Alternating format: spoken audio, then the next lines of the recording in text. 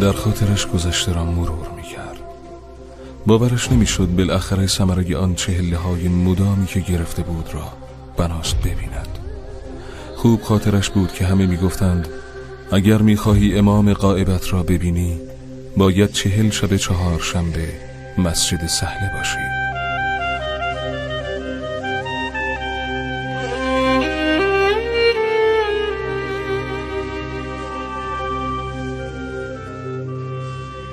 از خاطر نمی برد شبهایی را که دل از خواب میکند و سر و دلش را به سجاده و نماز و گریه میداد. حتی به علوم غریبه هم روی آورد. حدوداً 3 یا 4 روز مانده بود به اتمام 40 که کسی آرام مقابل گوشش گفت به بازار آهنگران بیا. پیرمردی قفل ساز را میبینی که دکانی کوچک دارد. مرادت آنجاست. شتاب کن.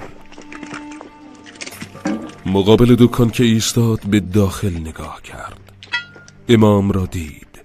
به سرعت ادب کرد و سلام داد. زانوانش توان نداشتند. نطقش هم از کار افتاده بود که به ناگاه امام به او فرمود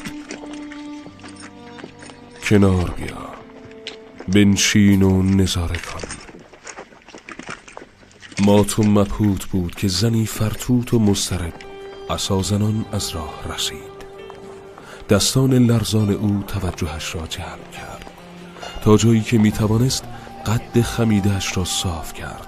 صدایش را در گلو چرخاند و قفلی از زیر عبایش بیرون آورد. قفلی دارم که به 3 شاهی میفروشمش. پولش را نیاز دارم. پیرمرد قفل را خوب برانداز کرد و گفت اگر قفلش را به کلیدش مهیا سازم قیمتش می شود 10 شاهی. پیرزن که خسته و کلافه از جوابها بود کلامش را قطع کرد و محکم گفت 3 شاهی می فروشمش. پیرمرد هر آنقدر سادگی که در وجودش بود را در چهره و کلامش نمایان ساخت. خواهرم، این قفل به 8 شاهی ارزش دارد. من ادعای مسلمان بودن دارم. انصافم میگوید 1 شاهی ارزانتر بخر که سودت را ببری. کمتر از این بخرم مدیون شما میشوم.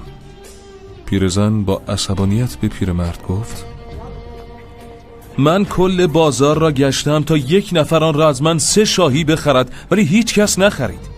آن وقت تو مرا دست انداخته‌ای که قیمتش فلان مقدار است. در همین گیرودار بود که پیرمرد 7 شاهی به پیرزن داد. پیرزن هم بیدرنگ پول را گرفت و قفل را واگذار کرد.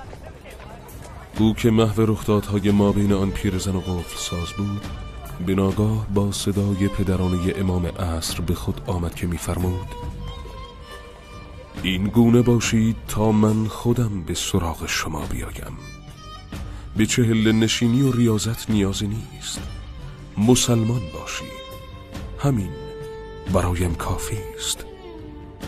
تمام بازار امتحانشان را پس دادند ولی دیدی از میان این همه که قبول شد.